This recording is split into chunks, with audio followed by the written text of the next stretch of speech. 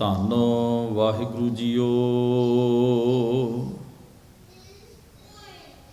ਸ਼ਲੋਕ ਮਹੱਲਾ ਪਹਿਲਾ।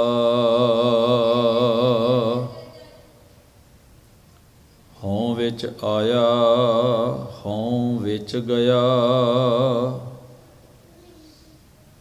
ਹਉ ਵਿੱਚ ਜੰਮਿਆ ਹਉ ਵਿੱਚ ਮੁਆ, ਹਉ ਵਿੱਚ ਦਿੱਤਾ ਹਉ ਵਿੱਚ ਲਿਆ, ਹਉ ਵਿੱਚ ਖਟਿਆ ਹਉ ਵਿੱਚ ਗਿਆ, ਹਉ ਵਿੱਚ ਸਚਿਆਰ ਕੂੜਿਆਰ, ਹਉ ਵਿੱਚ ਪਾਪ ਪੁੰਨ ਵਿਚਾਰ, ਹਉ ਵਿੱਚ ਨਰਕ ਸੁਰਗ ਅਵਤਾਰ, ਹਉ ਵਿੱਚ ਹਸੈ ਹਉ ਵਿੱਚ ਰੋਵੈ, ਹਉ ਵਿੱਚ ਭਰੀਐ ਹਉ ਵਿੱਚ ਧੋਵੈ, ਹਉ ਵਿੱਚ ਜਾਤੀ ਜਿਨਸੀ ਖੋਵੈ, ਹਉ ਵਿੱਚ ਮੂਰਖ ਹਉ ਵਿੱਚ ਸਿਆਣਾ, ਮੋਖ ਮੁਕਤ ਕੀ ਸਾਰ ਨਾ ਜਾਣਾ, ਹਉ ਵਿੱਚ ਮਾਇਆ ਹਉ ਵਿੱਚ ਛਾਇਆ, ਹਉਮੈ ਕਰ ਕਰ ਜੰਤਿ ਉਪਾਇ, ਹਉਮੈ ਬੂਝੈ ਤਾਂ ਦਰ ਸੂਝੈ, ਗਿਆਨ ਵਿਹੂਣਾ ਕਥ ਕਥ ਲੂਝੈ, ਨਾਨਕ ਹੁਕਮੀ ਲਿਖੀਐ ਲੇਖ, ਜਿਹਾ ਵੇਖਹਿ ਤਿਹਾ ਵੇਖ। ਮਹੱਲਾ ਦੂਜਾ। ਹਉਮੈ ਈਹਾ ਜਾਤ ਹੈ ਹਉਮੈ ਕਰਮ ਕਮਾਹਿ, ਹਉਮੈ ਏਈ ਬੰਧਨਾ ਫਿਰ ਫਿਰ ਜੋਨੀ ਪਾਹਿ,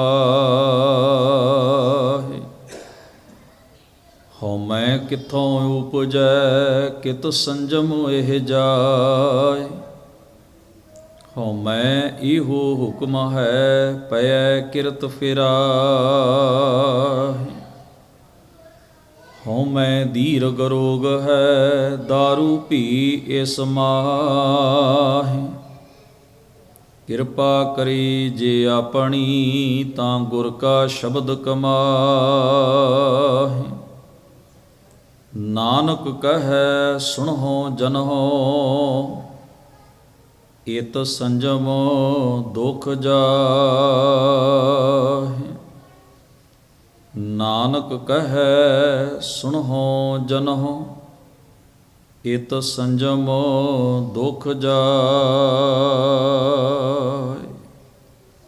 ਵਾਹਿਗੁਰੂ ਜੀ ਕਾ ਖਾਲਸਾ ਵਾਹਿਗੁਰੂ ਜੀ ਕੀ ਫਤਿਹ। ਪਰਮ ਸਨਮਾਨਯੋਗ ਦੀਨ ਦੁਨੀ ਦੇ ਮਾਲਕ ਗਰੀਬ ਨਵਾਜ ਧੰਨ ਸਤਿਗੁਰੂ ਗੁਰੂ ਗ੍ਰੰਥ ਸਾਹਿਬ ਮਹਾਰਾਜ ਜੀ ਦੇ ਪਾਵਨ ਹਜ਼ੂਰ ਸਤਿਗੁਰੂ ਜੀ ਦੇ ਪਾਵਨ ਚਰਨ ਕਮਲਾਂ ਪਾਸ ਜੁੜ ਬੈਠੀ ਗੁਰੂ ਸਵਾਰੀ ਸਾਧ ਸੰਗਤ ਜੀਓ, ਵੱਡੇ ਭਾਗ ਅਕਾਲ ਪੁਰਖ ਵਾਹਿਗੁਰੂ ਜੀ ਨੇ ਬਖਸ਼ਿਸ਼ ਕੀਤੇ ਹਨ। ਸਤਿਗੁਰੂ ਜੀ ਦੀ ਅੰਮ੍ਰਿਤਮਈ ਬਾਣੀ ਨਾਲ ਸਾਂਝ ਬਣਾ ਕੇ ਆਪਣੇ ਜੀਵਨ ਦੀਆਂ ਇਹਨਾਂ ਘੜੀਆਂ ਨੂੰ ਸਫਲਿਆਂ ਅਤੇ ਸਾਰਥਕ ਕਰਨ ਦਾ ਇਹ ਸੁਭਾਗ ਸਮਾਂ ਆਪਾਂ ਸਾਰਿਆਂ ਨੂੰ ਪ੍ਰਾਪਤ ਹੋਇਆ ਹੈ। ਸਤਿਗੁਰੂ ਦੀ ਪਾਵਨ ਬਾਣੀ ਪਾਠ ਅਤੇ ਕੀਰਤਨ ਦੇ ਰੂਪ ਵਿੱਚ ਗੁਰੂ ਸਵਾਰਿਆਂ ਪਾਸੋਂ ਆਪ ਜੀ ਨੇ ਬੜੀ ਇਕਾਗਰਤਾ ਪ੍ਰੇਮ ਸਹਿਤ ਸਰਵਣ ਕੀਤੀ ਹੈ। ਰੋਜ਼ਾਨਾ ਦੇ ਇਹਨਾਂ ਦੀਵਾਨਾਂ ਵਿੱਚ ਆਪਾਂ ਆਸਾ ਦੀ ਵਾਰ ਦੀ ਅੰਮ੍ਰਿਤਮਈ ਇਸ ਅਮੋਲਕ ਉੱਤਮ ਬਾਣੀ ਦੀ ਲੜੀਵਾਰ ਵਿਚਾਰ ਕਰਦੇ ਹਾਂ। ਸੋ ਇਸੇ ਲੜੀ ਤਹਿਤ ਆਪ ਜੀ ਨੇ 7ਵੀਂ ਪੌੜੀ ਦੇ ਨਾਲ ਸੰਬੰਧਿਤ ਇਹਨਾਂ 2 ਸ਼ਲੋਕਾਂ ਦਾ ਪਾਠ ਸਰਵਣ ਕੀਤਾ ਹੈ, ਕਿਉਂਕਿ ਮੁੱਖ ਭਾਵ ਪੌੜੀ ਦੇ ਵਿੱਚ ਦਰਜ ਹੈ ਔਰ ਪੌੜੀ ਦੀ ਜੋ ਮਹਾਰਾਜ ਨੇ ਇਬਾਰਤ ਲਿਖੀ ਹੈ, ਸੇਵ ਕੀਤੀ ਸੰਤੋਖੀ ਜਿਨੀ ਸੱਚੋ ਸੱਚ ਧਿਆਇਆ, ਉਨੀ ਮੰਦਾ ਪੈਰ ਨਾ ਰੱਖਿਓ, ਕਰ ਸੁਕ੍ਰਿਤ ਧਰਮ ਕਮਾਇਆ, ਉਨੀ ਦੁਨੀਆ ਤੋੜੇ ਬੰਧਨਾ, ਅੰਨ ਪਾਣੀ ਥੋੜਾ ਖਾਇਆ, ਤੂੰ ਬਖਸ਼ੀਸ਼ੀ ਅਗਲਾ ਨਿਤ ਦੇਵੈਂ ਚੜ੍ਹੈ ਸਵਾਇਆ, ਵਡਿਆਈ ਵੱਡਾ ਪਾਇਆ। ਉਸ ਵੱਡੇ ਪਰਮੇਸ਼ਰ ਨੂੰ ਉਸ ਦੀ ਵਡਿਆਈ ਜਾਣੇ ਬਿਨਾ ਪਾਇਆ ਨਹੀਂ ਜਾ ਸਕਦਾ, ਉਸ ਦੇ ਨੇੜੇ ਨਹੀਂ ਹੋਇਆ ਜਾ ਸਕਦਾ। ਉਸ ਦੀ ਵਡਿਆਈ ਨੂੰ ਮਾਣ ਕੇ, ਜਾਣ ਕੇ, ਹੰਢਾ ਕੇ, ਜੀ ਕੇ ਉਸ ਵੱਡੇ ਪਰਮੇਸ਼ਰ ਦੀ ਨੇੜਤਾ ਇਸ ਤੁੱਛ ਜੀਵ ਨੂੰ ਹਾਸਲ ਹੁੰਦੀ ਹੈ। ਪਰ ਇਸ ਵੱਡੇ ਦੀ ਵਡਿਆਈ ਨੂੰ ਜਾਣਨ ਲਈ ਔਰ ਵੱਡੇ ਦੇ ਨੇੜੇ ਹੋਣ ਵਾਸਤੇ ਸਭ ਤੋਂ ਜਿਹੜੀ ਵੱਡੀ ਰੁਕਾਵਟ ਮਨੁੱਖ ਦੇ ਜੀਵਨ ਵਿੱਚ ਹੈ, ਉਹ ਮਨੁੱਖ ਦੀ ਨਿੱਜੀ ਹਉਂ ਹੈ। ਪਾਤਸ਼ਾਹ ਬਾਣੀ ਵਿੱਚ ਫਰਮਾਉਂਦੇ ਨੇ, ਧਨ ਪਿਰਕਾ ਇੱਕ ਹੀ ਸੰਗ ਵਾਸਾ, ਵਿੱਚ ਹਉਮੈ ਭੀਤ ਕਰਾਰੀ। ਇਹ ਜੀਵ ਆਤਮਾ ਔਰ ਪਰਮੇਸ਼ਰ ਕੋਈ ਅਲੱਗ-ਅਲੱਗ ਹਸਤੀਆਂ ਨਹੀਂ ਹਨ। ਪਰਮੇਸ਼ਰ ਦਾ ਵਾਸਾ ਮਨੁੱਖ ਦੇ ਆਪਣੇ ਵਜੂਦ ਵਿੱਚ ਹੈ। ਪਰਮੇਸ਼ਰ ਇਸ ਤੋਂ ਕਿਤੇ ਦੂਰ ਨਹੀਂ, ਕਿਤੇ ਵੱਖਰਾ ਨਹੀਂ, ਕਿਤੇ ਪਾਸੇ ਨਹੀਂ। ਪਰ ਸਭ ਤੋਂ ਵੱਡੀ ਔਰ ਮਜ਼ਬੂਤ ਦੀਵਾਰ ਇਹਨਾਂ ਦੇ ਵਿਚਕਾਰ ਜਿਹੜੀ ਹੈ, ਉਹ ਕੰਧ ਜਿਹੜੀ ਹੈ, ਉਹ ਹਉਂ ਦੀ ਹੈ। ਧਨ ਪਿਰਕਾ ਇੱਕ ਹੀ ਸੰਗ ਵਾਸਾ, ਵਿੱਚ ਹਉਮੈ ਭੀਤ ਕਰਾਰੀ। ਜਿੰਨਾ ਚਿਰ ਇਹ ਕੰਧ ਨਹੀਂ ਹਟੇਗੀ, ਦੀਵਾਰ ਨਹੀਂ ਟੁੱਟੇਗੀ, ਉਹਨਾਂ ਚਿਰ ਮਨੁੱਖ ਆਪਣੇ ਵਜੂਦ ਵਿੱਚੋਂ ਉਸ ਪਰਮੇਸ਼ਰ ਦੇ ਦੀਦਾਰ ਨਹੀਂ ਕਰ ਸਕੇਗਾ, ਆਪਣੇ ਆਪ ਨੂੰ ਉਹਦੇ ਵਿੱਚ ਅਭੇਦ ਔਰ ਲੀਨ ਹੋਇਆ ਅਨੁਭਵ ਨਹੀਂ ਕਰ ਪਾਏਗਾ। ਇਸ ਪ੍ਰਥਾਏ ਮਹਾਰਾਜ ਨੇ 2 ਸ਼ਲੋਕਾਂ ਦੀ ਰਚਨਾ ਕੀਤੀ ਹੈ, ਜਿਨ੍ਹਾਂ ਦਾ ਪਾਠ ਆਪ ਜੀ ਨੇ ਸਰਵਣ ਕੀਤਾ ਹੈ। ਪਰ ਇੱਥੇ ਨਾਲ ਦੀ ਨਾਲ ਇਹ ਵੀ ਜਾਣਨਾ ਹੈ, ਹਉਮੈ ਨੂੰ ਮਹਾਰਾਜ ਨੇ ਪਰਮੇਸ਼ਰ ਦੀ ਰਜ਼ਾ ਵੀ ਕਿਹਾ, ਉਹਦੀ ਕਿਰਪਾ, ਉਹਦੀ ਬਖਸ਼ਿਸ਼ ਵੀ ਆਖਿਆ। ਹਉਮੈ ਵੀ ਉਹਦੀ ਰਜ਼ਾ ਤੋਂ ਬਾਹਰੀ ਨਹੀਂ। ਹਉਮੈ ਮਨੁੱਖ ਦੀ ਸ਼ਖਸੀਅਤ ਨੂੰ ਘੜਦੀ ਹੈ, ਇਸ ਦੀ ਪਛਾਣ ਹੈ। ਆਪਾਂ ਸਲੋਕਾਂ ਨੂੰ ਵਿਚਾਰਦਿਆਂ ਇਸ ਨੁਕਤੇ ਨੂੰ ਨਾਲ ਸਮਝਣ ਦਾ ਯਤਨ ਕਰਾਂਗੇ। ਪਾਤਸ਼ਾਹ ਫਰਮਾਉਂਦੇ ਨੇ, ਹਉ ਵਿੱਚ ਆਇਆ, ਹਉ ਵਿੱਚ ਗਿਆ, ਜੀਵ ਇਸ ਜਗਤ ਵਿੱਚ ਆਇਆ ਹੈ। ਇੱਥੇ ਹਉ ਦਾ ਅਰਥ ਹੈ ਆਪਣੱਤ, ਆਪਣਾਪਨ, ਆਪਣੇ ਵਜੂਦ ਦੀ ਪਛਾਣ। ਅਸੀਂ ਇਸ ਜਗਤ ਵਿੱਚ ਆਏ ਹਾਂ, ਦੂਸਰਿਆਂ ਨਾਲ ਰਲਦੇ ਨਹੀਂ। ਕਰਤੈ ਪੁਰਖ ਇੱਕ ਚਲਤ ਉਪਾਇਆ, ਕੋਏ ਨਾ ਕਿਸੀ ਹੀ ਜਿਹਾ ਉਪਾਇਆ। ਹਰ ਇੱਕ ਜੀਵ ਦੇ ਨੈਣ ਨਕਸ਼, ਉਸ ਦੀ ਪਛਾਣ, ਉਸ ਦਾ ਸੁਭਾਅ, ਉਸ ਦੇ ਚੱਕਰ ਚੇਨ, ਉਸ ਦੀ ਆਦਤ ਇੱਕ ਦੂਜੇ ਨਾਲੋਂ ਭਿੰਨ ਹੁੰਦੀ ਹੈ। ਇਵੇਂ ਜੀਵ ਇਸ ਜਗਤ ਦੇ ਵਿੱਚ ਆਪਣੀ ਇੱਕ ਵੱਖਰੀ ਪਛਾਣ ਲੈ ਕੇ ਆਇਆ ਹੈ। ਉਹ ਆਪਣੱਤ ਦੇ ਤੌਰ ਦੇ ਉੱਤੇ ਕਿ ਮੈਂ ਬਾਕੀਆਂ ਨਾਲੋਂ ਵੱਖਰਾ ਹਾਂ। ਆਪਾਂ ਜਿਤਨੇ ਵੀ ਬੈਠੇ ਹਾਂ, ਸਾਡੀ ਸਾਰਿਆਂ ਦੀ ਅਲੱਗ ਇੱਕ ਆਇਡੈਂਟੀਟੀ ਹੈ, ਇੱਕ ਪਛਾਣ ਹੈ, ਇੱਕ ਵਜੂਦ ਹੈ। ਅਸੀਂ ਇਸੇ ਵਜੂਦ ਦੇ ਸਹਾਰੇ ਵਿੱਚ ਦੁਨੀਆ ਦੇ ਅਰਬਾਂ ਮਨੁੱਖਾਂ ਦੇ ਵਿੱਚ, ਅਣਗਿਣਤ ਮਨੁੱਖਾਂ ਦੇ ਵਿੱਚ ਵਿਚਰਦੇ ਹਾਂ ਅਤੇ ਆਪਣੀ ਇਹੀ ਪਛਾਣ ਲੈ ਕੇ ਅਸੀਂ ਇਸ ਜਗਤ ਤੋਂ ਤੁਰ ਜਾਂਦੇ ਹਾਂ। ਯਾਨੀ ਇੱਕ ਅੱਡਰੀ ਪਛਾਣ, ਅੱਡਰੀ ਹਸਤੀ ਸਾਡੀ ਪਰਮੇਸ਼ਰ ਨੇ ਪੈਦਾ ਕੀਤੀ ਹੈ, ਉਸੇ ਨੂੰ ਅਸੀਂ ਜੀਂਦੇ ਹਾਂ ਅਤੇ ਅੱਡਰੇ ਹੋ ਕੇ ਹੀ ਤੁਰ ਜਾਂਦੇ ਹਾਂ। ਇਵੇਂ ਮਨੁੱਖ ਆਪਣੀ ਇੱਕ ਆਪਣੱਤ ਦਾ ਵਜੂਦ ਲੈ ਕੇ, ਆਪਣੀ ਹਉਂ ਦਾ ਵਜੂਦ ਲੈ ਕੇ ਆਉਂਦਾ ਹੈ, ਹਉਂ ਦਾ ਵਜੂਦ ਲੈ ਕੇ ਹੀ ਤੁਰ ਜਾਂਦਾ ਹੈ, ਉਹਦੇ ਆਸਰੇ 'ਤੇ ਜੀਵਨ ਜੀਂਦਾ ਹੈ। ਹਉਂ ਵਿੱਚ ਜੰਮਿਆ, ਹਉਂ ਵਿੱਚ ਮੁਆ। ਆਪਣੱਤ ਹਉਂ ਦੇ ਪ੍ਰਭਾਵ ਥੱਲੇ ਕਿ ਮੈਂ ਕੁਝ ਵੱਖਰਾ ਹਾਂ, ਮੇਰੀ ਹੋਂਦ ਵੱਖਰੀ ਹੈ, मैं पैदा होया हाँ, अपनी पैदाइश नूं बंदा वड्याउंदा है, क्योंकि साडा पैदा होना दूजिਆਂ नाल नहीं रलदा। वो अपनी पछाण लैके उपजे हैं, असीं अपनी पछाण लैके उपजे हाँ, असीं अपनी पछाण नाल मरांगे, वो अपनी पछाण नाल जाणगे। ना उन्हां दी पछाण साडे नाल रलगड्ड हुंदी है, ना उन्हां दा वजूद साडे नाल मिक्स अप हुंदा है। साडे अधिकार साडे हुंदे ने, उन्हां दे हुंदे ने। मनुख इस संसार दे अंदर अपने हक्कां लई, अपने अधिकारां लई सुचेत हो के लड़दा है, अपनी अपणत दे आसरे दे उत्ते जींदा है।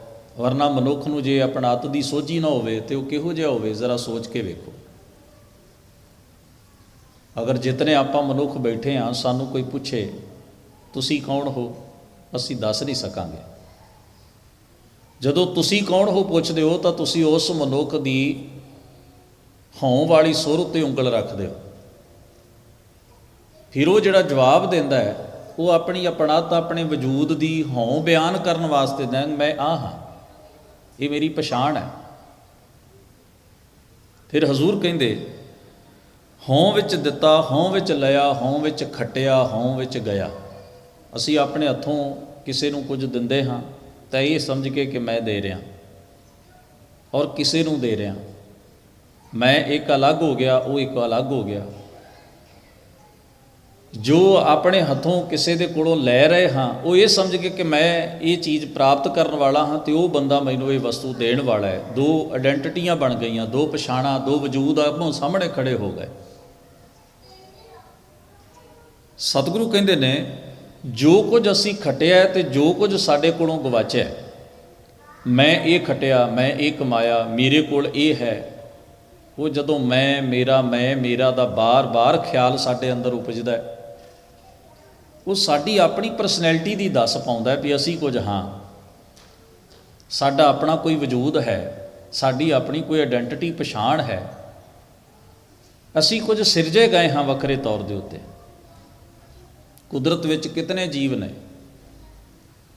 किन्नियां किस्मां ने जीवां दियां, पशु हन, पंछी हन, कीड़े मकौड़े हन, दरख्त हन, बनस्पति है, हर एक दी अडरी पछाण है। फिर उस एक किस्म विच पैदा होने वालियां दी भी अपना अपना एक वखरा वखरा वजूद है। ये ने भी जितने इस धरती ते पशु ने उन्हां दियां किन्नियां किस्मां ने, फिर एक किस्म विच पैदा होने वाले जितने पशु ने उन्हां दी अपनी अपनी एक पछाण है, उन्होंने दूजे नाल रलगड्ड नहीं किया जाता। इसे तरह इस धरती के उत्ते मनुख ने मनुखों दियां अपने अपने नैण नक्श, बोली, भाषा, पहरावा, रहन सहन, रस्मां रीतां, फिर उन्हां दी अपनी सरीरक पछाण, फिर उन्हां दा अपना वखरा सुभाअ, हर चीज़ उन्हां दी एक दूजे नालों भिन्न है। असीं कदे भी ये दावा नहीं करते जां असीं दलील नहीं देंदे भी मनुख तो एको ही है जी, जे मैं उहदा लुट लिया तो ये फर्क ही, मैं भी मनुख हो भी मनुख। मान लो जे मैं किसी का अधिकार अपने अधिकार हेठ ले लिया, किसी ते जुल्म किया है, तो मैं ये दलील देवां भी ये भी बंदा है जी, मैं भी बंदा, असीं दोवें रब दे ही बंदे हाँ, एको ही चीज़ हाँ, असीं इक्वैलिटी है। तो मैं जे ये ते जुल्म किया तो मनुख ने मनुख ते कीता, इहदे च फर्क की है? कोई फर्क नहीं पैंदा। नहीं, उत्थे असीं कहांगे नहीं है वो भी मनुख, तू भी मनुख, तुसी दो इंसान हो, इंसानी तुहाडा जामा है, पर तेरी पछाण अलग है, उहदी पछाण अलग है, उहनूं अपने हकूक ने, तैनूं अपने हक ने। तुहाडी पछाण एक होण करके कि तुसी इंसान हो दोवें, मनुख हो दोवें, पर तुहाडीआं पछाणां दो ने, आइडेंटिटियां दो ने, वजूद दो ने। इस करके तैनूं अपनी लिमिट विच रहना पएगा, उन्होंने अपनी लिमिट विच रहना पएगा। इनूं हों कहिंदे ने। ये साडे आले दुआले एक दायरा खिंचदी है, ये सानूं दसदी है भी तूं कुछ है ते दूजा भी कुछ है।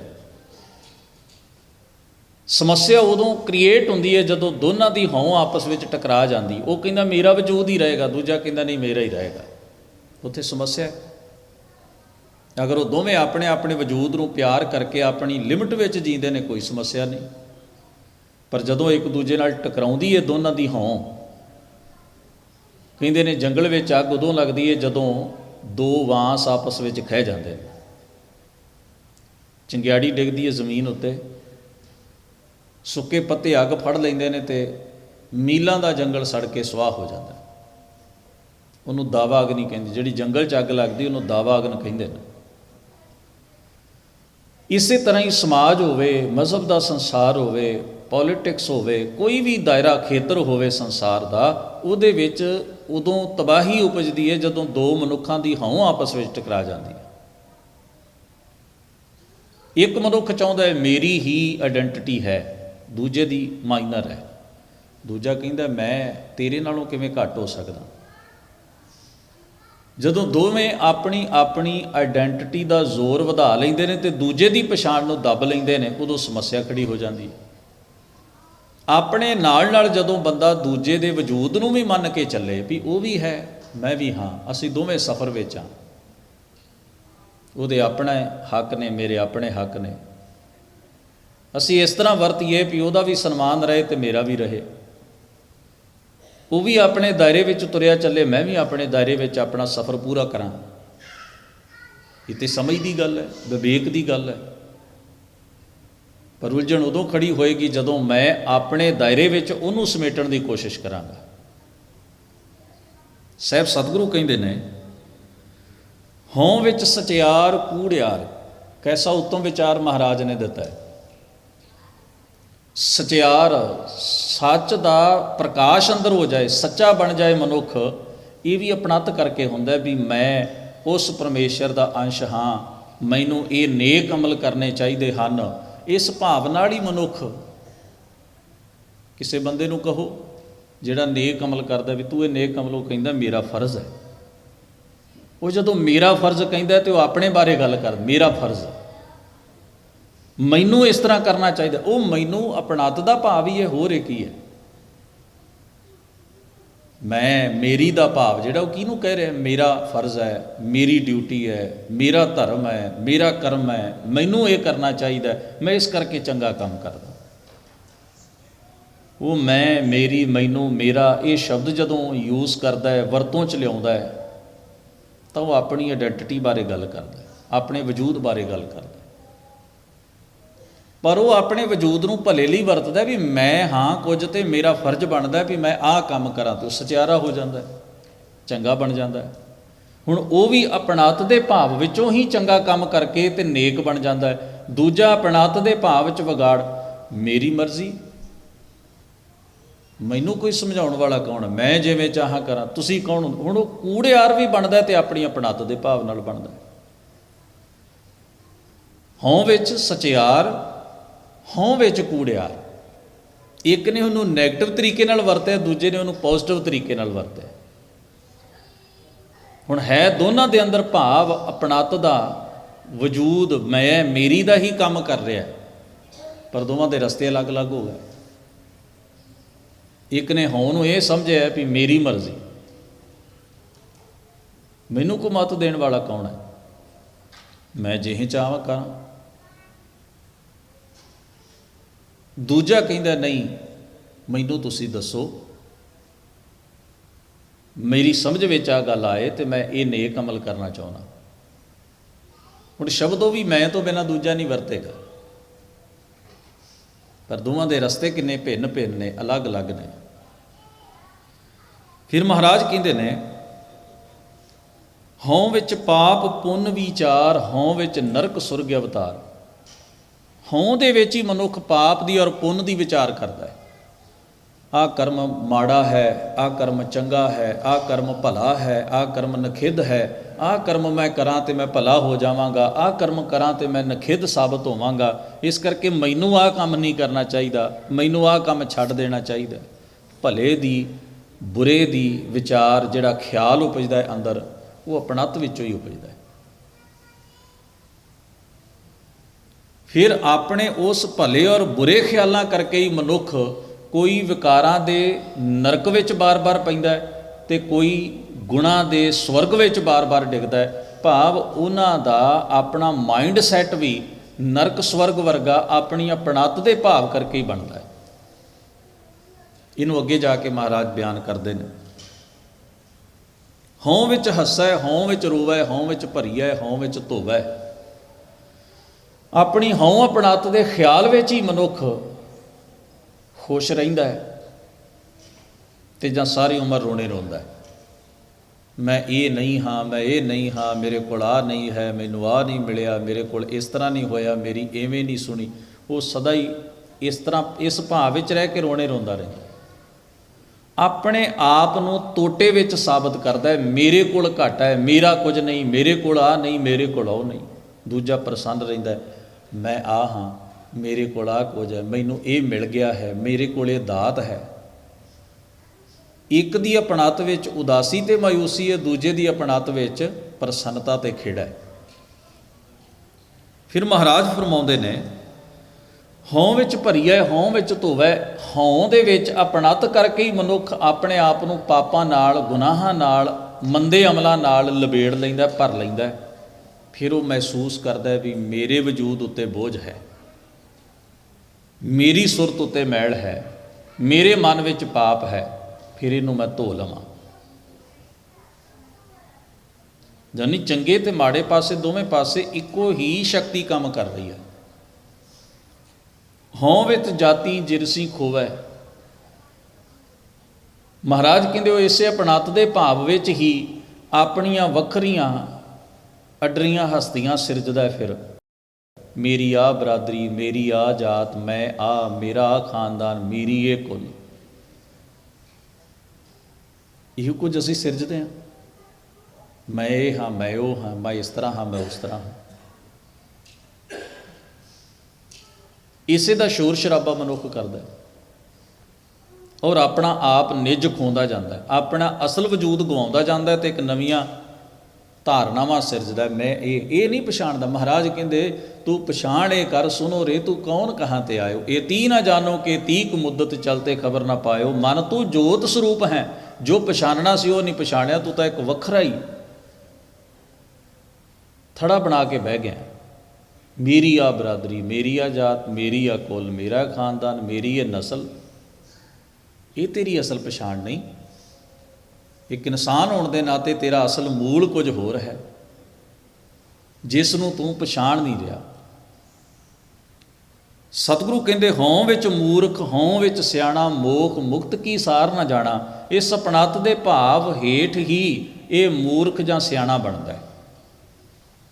ਸਿਆਣਪ ਵੀ ਕਮਾਉਂਦਾ ਤੇ ਇਸੇ ਭਾਵ ਅਧੀਨ। ਤੇ ਜਦੋਂ ਇਹ ਕਹਿੰਦਾ ਮੈਨੂੰ ਦੱਸਣ ਦੀ ਲੋੜ ਨਹੀਂ, ਮੈਨੂੰ ਪਤਾ ਹੈ, ਉਹ ਆਪਣੇ ਅਗਿਆਨ ਨੂੰ ਵਡਿਆਉਣ ਲੱਗਦਾ। ਜਦੋਂ ਬੰਦਾ ਵੀ ਮੇਰਾ ਅਗਿਆਨ, ਜਦੋਂ ਬੰਦਾ ਇਹ ਕਹਿੰਦਾ ਮੈਨੂੰ ਪਤਾ, ਮੈਨੂੰ ਕੋਈ ਅਕਲਾਂ ਨਾ ਦਿਓ, ਉਹਦਾ ਮਤਲਬ ਉਹ ਆਪਣੇ ਅਗਿਆਨ ਨੂੰ ਇੰਨਾ ਮੋਹ ਕਰਦਾ ਹੈ, ਉਹ ਖਤਰਾ ਮਹਿਸੂਸ ਕਰਦਾ ਵੀ ਦੂਜਾ ਮਨੁੱਖ ਮੈਨੂੰ ਦੱਸੇ। ਉਹ ਆਪਣੇ ਅਗਿਆਨ ਨੂੰ ਹੀ ਸਭ ਤੋਂ ਵੱਡਾ ਗਿਆਨ ਸਮਝਦਾ ਹੈ, ਆਪਣੀ ਬੇਸਮਝੀ ਨੂੰ ਹੀ ਸਭ ਤੋਂ ਉੱਤਮ ਵਿਚਾਰ ਸਮਝਦਾ ਹੈ। ਤਾਂ ਸਤਿਗੁਰੂ ਕਹਿੰਦੇ ਇਵੇਂ ਜੀਵ ਨੂੰ ਫਿਰ ਇਸ ਕਰੂਰ ਹਉਮੈ ਦੇ ਪ੍ਰਭਾਵ ਤੋਂ ਮੁਕਤ ਕਿਵੇਂ ਹੋਣਾ ਹੈ, ਇਹਦੀ ਸਾਰ ਨਹੀਂ ਆਉਂਦੀ, ਇਹਦੀ ਸਮਝ ਨਹੀਂ ਪੈਂਦੀ, ਉਹਦੇ ਵਿੱਚ ਉਲਝਣ 'ਚ ਫਸਿਆ ਰਹਿੰਦਾ। ਹਉ ਨੂੰ ਨਾਲ ਦੀ ਨਾਲ ਮਹਾਰਾਜ ਇਹ ਵੀ ਦੱਸ ਰਹੇ ਨੇ ਵੀ ਇਹ ਮਨੁੱਖੀ ਵਜੂਦ ਦਾ ਮਸਲਾ ਹੈ। ਇਹ ਇੰਨਾ ਇਹੋ ਜਿਹਾ ਮਸਲਾ ਨਹੀਂ ਵੀ ਤੁਸੀਂ ਦੋ ਚਾਰ ਸ਼ਬਦ ਮਿੱਠੇ ਕਹਿ ਕੇ ਇਹਦੇ ਤੋਂ ਬਚ ਜਾਓ। ਇਹ ਤਾਂ ਤੁਹਾਡੀ ਬਣਤਰ ਵਿੱਚ ਹੈ ਚੀਜ਼, ਇਹ ਜਾਣਨ ਦੀ ਚੀਜ਼ ਹੈ, ਬੁੱਝਣ ਦੀ ਚੀਜ਼ ਹੈ। ਇਹ ਇਕੱਲਾ ਇਸ ਗੱਲ ਨਾਲ ਖਹਿੜਾ ਨਹੀਂ ਛੁੱਟੇਗਾ, ਨਹੀਂ ਜੀ ਨਹੀਂ ਅਸੀਂ ਤਾਂ ਤੁਹਾਡੇ ਚਰਨਾਂ ਦੇ, ਇੰਨੀ ਗੱਲ ਨਾਲ ਖਹਿੜਾ ਨਹੀਂ ਛੁੱਟਣਾ। ਸਾਰਾ ਅਮਲ ਇਹਦੇ ਵਿੱਚ ਆਉਣਾ ਹੈ, ਸਾਰਾ ਕਰਮ ਇਹਨੇ ਸਿਰਜਣਾ ਹੈ, ਸਾਰੀ ਬਣਤਰ ਵਿੱਚ ਇਹ ਚੀਜ਼ ਵਸੀ ਹੋਈ ਹੈ। ਇਸ ਵਾਸਤੇ ਮਹਾਰਾਜ ਕਹਿੰਦੇ ਹਉ ਵਿੱਚ ਮਾਇਆ, ਹਉ ਵਿੱਚ ਛਾਇਆ, ਹਉਮੈ ਕਰ ਕਰ ਜੰਤੂ ਪਾਇਆ। ਇਸ ਆਪਣਤ ਦੇ ਭਾਵ ਥੱਲੇ ਮਾਇਆ ਦੀ ਛਾਇਆ, ਮਾਇਆ ਦਾ ਪ੍ਰਭਾਵ ਇਹਦੇ ਉੱਤੇ ਪੈਂਦਾ ਹੈ। ਇਸ ਹਉ ਮੈਂ, ਮੇਰਾ ਵਜੂਦ ਹੈ ਕੋਈ, ਆਪਣੇ ਵੱਖਰੇ ਵਜੂਦ ਦਾ ਪ੍ਰਭਾਵ ਕਬੂਲ ਕੇ ਇਹ ਜੀਵ ਦੀ ਉਪਜ ਹੋਈ ਹੈ ਤੇ ਇਹ ਆਪਣੇ ਆਪ ਨੂੰ ਐਸਟੈਬਲਿਸ਼ ਕਰਦਾ ਹੈ, ਸਥਾਪਿਤ ਕਰਦਾ ਹੈ ਹਰ ਖੇਤਰ ਵਿੱਚ। ਫਿਰ ਮਹਾਰਾਜ ਅੱਗੇ ਜਾ ਕੇ ਉਹ ਨੁਕਤਾ ਬਿਆਨ ਕਰਦੇ ਨੇ ਜਿਸ ਦੀ ਆਪਾਂ ਹੁਣੇ ਗੱਲ ਕੀਤੀ ਹੈ, ਹਉਮੈ ਬੂਝੈ ਤਾਂ ਦਰ ਸੂਝੈ। ਮਹਾਰਾਜ ਕਹਿੰਦੇ ਇਹਨੂੰ ਬੁੱਝਣਾ ਹੈ, ਇਹ ਤੋਂ ਭੱਜਣਾ ਨਹੀਂ। ਬੁੱਝਣ ਵਿੱਚ ਤੇ ਭੱਜਣ ਵਿੱਚ ਅੰਤਰ ਹੈ। ਵੀ ਕਿਸੇ ਨੇ ਕਹਿ ਦਿੱਤਾ ਜੀ ਤੁਸੀਂ ਇਹ ਚੰਗਾ ਕੰਮ ਕਰ ਦਿਓ, ਅਸੀਂ ਲਿਟਣ ਹੀ ਲੱਗ ਜਾਂਦੇ ਹਾਂ ਵੀ ਨਹੀਂ ਨਹੀਂ ਨਹੀਂ ਨਹੀਂ ਨਹੀਂ ਨਹੀਂ ਨਹੀਂ ਕੀਤਾ ਤੂੰ ਤੇ ਕੀਤਾ, ਤਸਲੀਮ ਕਰ। ਜਦੋਂ ਕੋਈ ਬੁਰਾ ਕਾਰਜ ਕੀਤਾ ਤੇ ਉਹਨੂੰ ਵੀ ਤਸਲੀਮ ਕਰ। ਤੇਰੇ ਵਜੂਦ ਚੋਂ ਨਿਕਲੀ ਇਹ ਚੀਜ਼। ਤੂੰ ਸ਼ਬਦਾਂ ਦੀ ਜਾਂ ਕੇਵਲ ਇਸ ਗੱਲ ਨੂੰ ਅਸੈਪਟ ਕਰਨ ਦੇ ਨਾਲ ਤੂੰ ਨਾ ਉੱਚਾ ਹੋ ਜਾਣਾ ਨਾ ਨੀਵੇਂ ਹੋ ਜਾਣਾ। ਆਪਣੇ ਵਜੂਦ ਨੂੰ ਪ੍ਰਵਾਨ ਕਰ। ਨਿਮਰਤਾ ਦਾ ਮਤਲਬ ਇਹ ਨਹੀਂ ਕਿ ਸਚਾਈ ਤੋਂ ਮੁੱਖ ਮੋੜ ਲੈਣਾ। ਨਿਮਰਤਾ ਦਾ ਮਤਲਬ ਹੈ ਚੰਗਿਆਈ ਨੂੰ ਉਹਦੀ ਬਖਸ਼ਿਸ਼ ਸਮਝ ਲੈਣਾ ਕਿ ਉਹਦੀ ਰਹਿਮਤ ਹੈ, ਉਹਦੀ ਕਿਰਪਾ ਹੈ। ਜੋ ਮੈਂ ਹਾਂ ਉਹਦੀ ਬਖਸ਼ਿਸ਼ ਨਾਲ, ਜੋ ਚੰਗਾ ਕੀਤਾ ਉਹਦੀ ਕਿਰਪਾ ਨਾਲ ਕੀਤਾ, ਤੇ ਅੱਗੇ ਤੁਰੇ ਜਾਣਾ। ਉਹਨੂੰ ਰੁਕਾਵਟ ਨਾ ਬਣ ਦੇਣਾ ਉਸ ਚੀਜ਼ ਦੀ ਵਡਿਆਈ ਨੂੰ।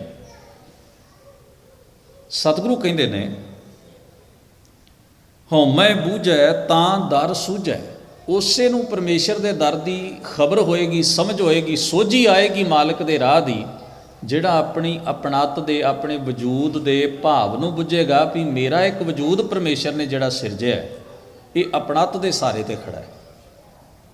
ਉਸ ਤੋਂ ਬਿਨਾਂ ਇਹਦੀ ਕੀ ਪਛਾਣ ਹੈ, ਉਹਦੇ ਤੋਂ ਬਿਨਾਂ ਇਹਦੇ ਵਿੱਚ ਕੀ ਹੈ।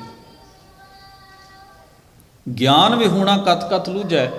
ਇਸ ਹਉ ਦੀ ਸਮਝ ਬਿਨਾਂ, ਆਪਣਤ ਦੀ ਸਮਝ ਬਿਨਾਂ, ਕੇਵਲ ਹਉ ਦੀਆਂ ਗੱਲਾਂ ਕਰਕੇ ਹਉਮੈ ਤੋਂ ਬਚਣ ਦੇ ਰਾਹ ਦੱਸ ਦੱਸ ਕੇ ਜੀਵ ਅਸਲ ਗਿਆਨ ਤੋਂ ਵਿਹੂਣਾ ਐਵੇਂ ਕਥਨੀਆਂ ਕਥ ਕਥ ਕੇ ਲੁੱਝਦਾ ਖਪਦਾ ਰਹਿੰਦਾ ਹੈ, ਅੰਦਰੋਂ ਅੰਦਰ ਉਲਝਦਾ ਰਹਿੰਦਾ। ਸਤਿਗੁਰੂ ਕਹਿੰਦੇ ਨੇ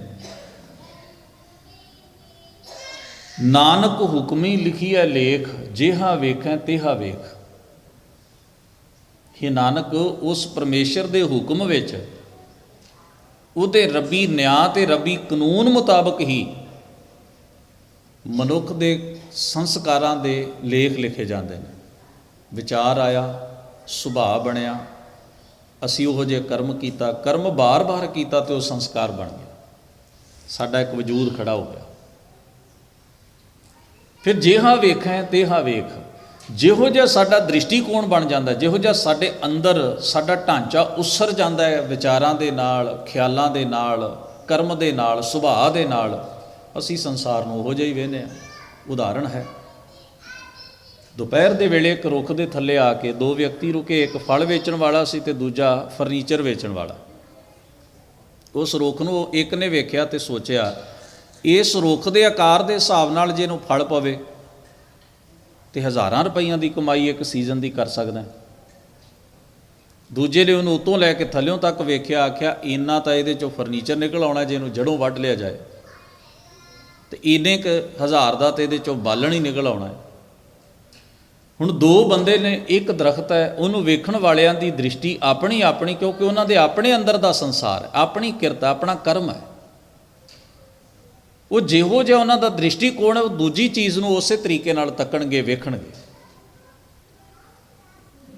ਮਨੁੱਖ ਦੇ ਅੰਤਰ-ਆਤਮੇ ਵਿੱਚ ਮੈਲ ਹੋਵੇ ਤੇ ਉਸ ਜਗਤ ਨੂੰ ਮੈਲਾ ਹੀ ਵੇਖਦਾ।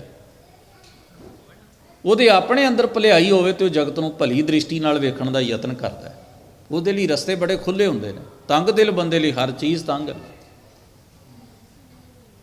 ਹੁਣ ਸਾਹਿਬ ਸਤਿਗੁਰੂ ਕਹਿੰਦੇ ਨੇ ਜਿਹਾ ਵੇਖੈ ਤਿਹਾ ਵੇਖ। ਉਹ ਜਿਹੋ ਜਿਹੀ ਦ੍ਰਿਸ਼ਟੀ ਨਾਲ ਸੰਸਾਰ ਨੂੰ ਵੇਖਦੇ ਨੇ, ਬਾਕੀਆਂ ਨੂੰ ਤੱਕਦੇ ਨੇ, ਉਹਨਾਂ ਨੂੰ ਉਹ ਉਹੋ ਜਿਹਾ ਹੀ ਨਜ਼ਰ ਆਉਂਦਾ। ਫਿਰ ਇਹਦੀ ਵਿਆਖਿਆ ਹੋਰ ਅਗੇਰੇ ਜਾ ਕੇ ਅਗਲਾ ਸ਼ਲੋਕ ਧੰਨ ਗੁਰੂ ਅੰਗਦ ਸਾਹਿਬ ਸੱਚੇ ਪਾਤਸ਼ਾਹ ਦਾ। ਮਹਾਰਾਜ ਕਹਿੰਦੇ ਹਉਮੈ ਇਹ ਜ਼ਾਤ ਹੈ, ਹਉਮੈ ਕਰਮ ਕਮਾ ਹੈ। ਪਾਤਸ਼ਾਹ ਕਹਿੰਦੇ ਹਉਮੈ ਦੀ ਸ਼ਖਸੀਅਤ ਹੈ ਇੱਕ, ਹਉਮੈ ਦੀ ਆਪਣੀ ਪਛਾਣ ਹੈ ਇੱਕ, ਹਉਮੈ ਦੀ ਆਪਣੀ ਆਇਡੈਂਟੀਟੀ ਹੈ ਇੱਕ। ਹਉਮੈ ਇਹ ਜ਼ਾਤ ਹੈ, ਹਉਮੈ ਕਰਮ ਕਮਾਏ। ਇਹਦੀ ਪਛਾਣ ਹੈ ਵੀ ਬੰਦਾ ਜਿੰਨੇ ਵੀ ਕਰਮ ਕਰੇਗਾ ਨਾ, ਜਿੰਨੇ ਵੀ ਯਤਨ, ਜਿੰਨੀ ਵੀ ਕੋਸ਼ਿਸ਼ ਜੀਵਨ ਵਿੱਚ ਕਰੇਗਾ, ਉਹ ਆਪਣੀ ਹਉਮੈ ਨੂੰ ਘੜਨ ਵਾਸਤੇ ਕਰੇਗਾ। ਮੈਂ ਮੇਰੀ ਦੇ ਭਾਵ ਨੂੰ ਉੱਚਾ ਕਰਨ ਲਈ ਕਰੇਗਾ। ਪਹਿਲਾਂ ਉਹ ਕਰਮ ਕਰੇਗਾ, ਫਿਰ ਆਖੇਗਾ ਵੇਖਿਆ ਮੈਂ ਕੀਤਾ। मैं कर रहा हाँ, फिर वो करके दावा करेगा मेरे तो बिना किने करना सी। ਉਹਦੀ ਸਾਰੀ ਖੇਡ ਨਿੱਜ ਉੱਤੇ ਆ ਕੇ ਟਿਕਦੀ ਜਾਂਦੀ ਹੈ। ਉਹ ਜਿੰਨਾ ਕੁਝ ਵੀ ਕਰਦਾ ਉਹਨੂੰ ਆਪਣੇ ਨਿੱਜ ਦੇ ਉੱਤੇ ਟੰਗ ਲੈਂਦਾ। ਮਾਨੋ ਹਰ ਚੀਜ਼ ਨੂੰ ਉਹ ਤਗਮਾ ਬਣਾ ਲੈਂਦਾ, ਹਰ ਚੀਜ਼ ਨੂੰ ਮੈਡਲ ਬਣਾ ਲੈਂਦਾ ਔਰ ਆਪਣੇ ਉੱਤੇ ਟੰਗੀ ਜਾਂਦਾ। ਫਿਰ ਉਹਦੇ ਬੋਝ ਥੱਲੇ ਜਿੰਨਾ ਬੋਝ ਵਧਾਈ ਜਾਂਦਾ ਉਹਦਾ ਆਪਣਾ ਆਪ ਉਹਦਾ ਛੋਟਾ ਹੁੰਦਾ ਜਾਂਦਾ, ਉਹ ਬੋਝ ਵੱਡਾ ਹੁੰਦਾ ਜਾਂਦਾ। ਹਰ ਚੀਜ਼ ਉਹਦੇ ਲਈ ਇੱਕ ਰਸਤਾ ਤੈਅ ਕਰਨ ਦੀ ਬਜਾਏ, ਹਰ ਚੀਜ਼ ਉਹਦੇ ਲਈ ਸੌਖਾ ਰਾਹ ਬਣਨ ਦੀ ਬਜਾਏ ਬੋਝ ਬਣਦੀ ਜਾਂਦੀ ਹੈ। ਵੀ ਜਿਵੇਂ ਰਸਤੇ ਵਿੱਚ ਕਿਸੇ ਨੂੰ ਚੀਜ਼ਾਂ ਡਿੱਗੀਆਂ ਹੋਈਆਂ ਮਿਲੀਆਂ, ਉਹ ਜਿੰਨੀਆਂ ਚੁੱਕੀ ਜਾਏਗਾ ਉਹਦਾ ਆਪਣਾ ਭਾਰ ਵਧੀ ਜਾਣਾ। ਜਿੰਨਾ ਭਾਰ ਚੀਜ਼ਾਂ ਦਾ ਵਧੀ ਜਾਣਾ ਓਨਾ ਉਹਦਾ ਸਰੀਰ ਕਮਜ਼ੋਰ, ਉਹਦਾ ਭਾਰ ਝੱਲਣ ਦੀ ਤਾਕਤ ਨਹੀਂ, ਅਤੇ ਓਨਾ ਹੀ ਉਹਦੀ ਚਾਲ ਮੱਧਮ ਹੋ ਜਾਣੀ, ਅਤੇ ਅਖੀਰ ਉਹਨਾਂ ਚੀਜ਼ਾਂ ਦੇ ਭਾਰ ਥੱਲੇ ਉਹਨੇ ਦਬ ਜਾਣਾ। ਮਨੁੱਖ ਆਪਣੇ ਵਜੂਦ ਦੀ ਪਛਾਣ ਨਹੀਂ ਕਰਦਾ ਵੀ ਮੇਰੀ ਪਾਇਆ ਕੀ ਹੈ, ਪਰ ਉਹ ਭਾਰ ਚੁੱਕਣ ਦੀ ਕੋਸ਼ਿਸ਼ ਕਰਦਾ। ਹਉਮੈ ਇਹ ਜਾਤ ਹੈ, ਹਉਮੈ ਕਰਮ ਕਮਾ ਹੈ, ਹਉਮੈ ਏਈ ਬੰਧਨਾ। ਮਹਾਰਾਜ ਕਹਿੰਦੇ ਨੇ ਫਿਰ ਜੋਨੀ ਪਾ ਹੈ। ਹਉਮੈ ਵਿੱਚੋਂ ਇਹੋ ਜਿਹੀ ਬੰਧਨ, ਸੰਸਕਾਰਾਂ ਦੇ ਬੰਧਨ ਨਿਕਲਦੇ ਨੇ ਕਿ ਜੀਵ ਵੱਖ-ਵੱਖ ਬਿਰਤੀਆਂ ਭੋਗਦਾ ਹੈ ਸੁਰਤ ਕਰਕੇ। ਉਹ ਆਪਣੀ ਹਉ ਨੂੰ ਬਚਾਉਣ ਦੇ ਚੱਕਰ ਵਿੱਚ। ਫਿਰ ਮਹਾਰਾਜ ਇੱਕ ਪ੍ਰਸ਼ਨ ਖੜਾ ਕਰਦੇ ਨੇ, ਹਉਮੈ ਕਿੱਥੋਂ ਉਪਜੈ ਕਿਤ ਸੰਜਮੇ ਜਾਏ। ਇਹ ਕਿੱਥੋਂ ਪੈਦਾ ਹੁੰਦੀ ਹੈ? ਉਹ ਕਿਹੜੀ ਜੁਗਤ ਹੈ, ਕਿਹੜਾ ਤਰੀਕਾ ਹੈ, ਕਿਹੜਾ ਸੰਜਮ ਹੈ ਜਿਸ ਨਾਲ ਇਹ ਦੂਰ ਹੋਵੇ? ਦੋ ਅਹਿਮ ਪ੍ਰਸ਼ਨ ਨੇ, ਕਿੱਥੋਂ ਪੈਦਾ ਹੋਈ ਹੈ, ਕਿਹੜੇ ਤਰੀਕੇ ਨਾਲ ਇਹਦੇ ਤੋਂ ਛੁੱਟਿਆ ਜਾਏ। ਦੁਨੀਆ ਭਰ ਦੇ ਧਰਮ ਗ੍ਰੰਥਾਂ ਵਿੱਚੋਂ ਜਿੰਨੇ ਅਸੀਂ ਧਾਰਮਿਕ ਪ੍ਰਵਚਨ ਸੁਣਦੇ ਹਾਂ ਰੋਜ਼, ਧੰਨ ਗੁਰੂ ਅੰਗਦ ਸਾਹਿਬ ਮਹਾਰਾਜ ਨੇ ਐਨ ਟਿਕਾਣੇ ਦੀ ਗੱਲ ਕੀਤੀ। ਇਹਦਾ ਜਵਾਬ ਮਹਾਰਾਜ ਅੰਕਿਤ ਕਰਦੇ ਨੇ। ਸਤਿਗੁਰੂ ਕਹਿੰਦੇ ਹਉਮੈ ਇਹੋ ਹੁਕਮ ਹੈ। ਹਉਮੈ ਕਿੱਥੋਂ ਉਪਜਿਆ? ਇਹਦਾ ਜਵਾਬ ਕੀ ਹੈ? ਹਉਮੈ ਇਹੋ ਹੁਕਮ ਹੈ। ਇਹ ਵਾਹਿਗੁਰੂ ਦੇ ਨਿਯਮ ਵਿੱਚ, ਵਾਹਿਗੁਰੂ ਦੇ ਹੁਕਮ ਵਿੱਚ ਪੈਦਾ ਹੋਈ ਹੈ। ਜਾਨੀ ਇਹ ਉਹਦੀ ਕੁਦਰਤ ਦਾ ਇੱਕ ਹਿੱਸਾ ਹੈ, ਉਹਦੀ ਰਚਨਾ ਦਾ ਭਾਗ ਹੈ। ਜੇ ਉਹਦੀ ਰਚਨਾ ਦਾ ਭਾਗ ਹੈ, ਤੁਸੀਂ ਇਹਨੂੰ ਮੂਲੋਂ ਪੁੱਟ ਨਹੀਂ ਸਕਦੇ, ਤੁਸੀਂ ਇਹਦੀ ਬਰਖਲਾਫੀ ਨਹੀਂ ਕਰ ਸਕਦੇ। ਇਹਦੇ ਮਾੜੇ ਪ੍ਰਭਾਵ ਤੋਂ ਬਚ ਸਕਦੇ ਹੋ, ਪਰ ਇਹਦੇ ਅਗੇਂਸਟ ਖੜੇ ਨਹੀਂ ਹੋ ਸਕਦੇ। ਫਿਰ ਪਾਤਸ਼ਾਹ ਕਹਿੰਦੇ ਨੇ ਪੈ ਕਿਰਤ ਫਿਰਾਏ। ਜੀਵ ਉਵੇਂ ਹੀ ਵਰਤਦੇ ਹਨ ਜੀਵਨ ਦੇ ਵਿੱਚ, ਜਿਵੇਂ ਦੇ ਉਹਨਾਂ ਦੇ ਸੰਸਕਾਰ ਬਣਦੇ ਨੇ, ਉਹਨਾਂ ਸੰਸਕਾਰਾਂ ਮੁਤਾਬਕ ਹੀ ਉਹ ਕਾਰਜ ਕਰਦੇ ਨੇ, ਉਸੇ ਤਰ੍ਹਾਂ ਹੀ ਵਰਤਦੇ ਨੇ ਜੀਵਨ ਵਿੱਚ। ਫਿਰ ਮਹਾਰਾਜ ਕਹਿੰਦੇ ਹਉਮੈ ਦੀਰਘ ਰੋਗ ਹੈ ਦਾਰੂ ਪੀਏ ਸਮਾਏ। ਇਹ ਬੜਾ ਡੂੰਘਾ ਰੋਗ ਹੈ। ਦੀਰਘ ਦਾ ਮਤਲਬ ਹੁੰਦਾ ਜਿਹੜਾ ਬਿਲਕੁਲ ਡੂੰਘਾਈ ਤੱਕ ਚਲਿਆ ਗਿਆ ਹੋਵੇ, ਵੱਡਾ ਭਾਰਾ ਹੋ ਗਿਆ ਹੋਵੇ। ਪਰ ਮਹਾਰਾਜ ਨੇ ਕਿਹਾ ਇਹਦਾ ਦਾਰੂ ਵੀ ਇਹਦੇ ਵਿੱਚ ਹੀ ਹੈ। ਦਾਰੂ ਪੀਏ ਸਮਾਏ, ਇਹਦਾ ਦਾਰੂ ਪੀ ਹੈ। ਇਹ ਸਮਾਏ ਦਾ ਮਤਲਬ ਇਸ ਰੋਗ ਵਿੱਚ ਇਲਾਜ ਹੈ। ਜਿਵੇਂ ਕੋਈ ਬਿਮਾਰ ਡਾਕਟਰ ਨੂੰ ਪੁੱਛੇ ਦੀ ਇਹਦਾ ਕੋਈ ਹੱਲ ਹੈ, ਉਹ ਕਹਿੰਦਾ ਹਾਂ ਇਸ ਰੋਗ ਵਿੱਚ ਵੀ ਹੱਲ ਹੁੰਦੇ ਨੇ। ਮਤਲਬ ਰੋਗ ਹੀ ਹੱਲ ਨਹੀਂ, ਉਹਦਾ ਅਰਥ ਹੈ ਵੀ ਇਸ ਰੋਗ ਵਿੱਚ, ਇਸ ਦਸ਼ਾ ਵਿੱਚ ਵੀ ਇਹਦਾ ਹੱਲ ਹੈ। ਉਹ ਕੀ ਹੈ? ਕਿਰਪਾ ਕਰੇ ਜੇ ਆਪਣੀ ਤਾਂ ਗੁਰ ਕਾ ਸ਼ਬਦ ਕਮਾਹੇ।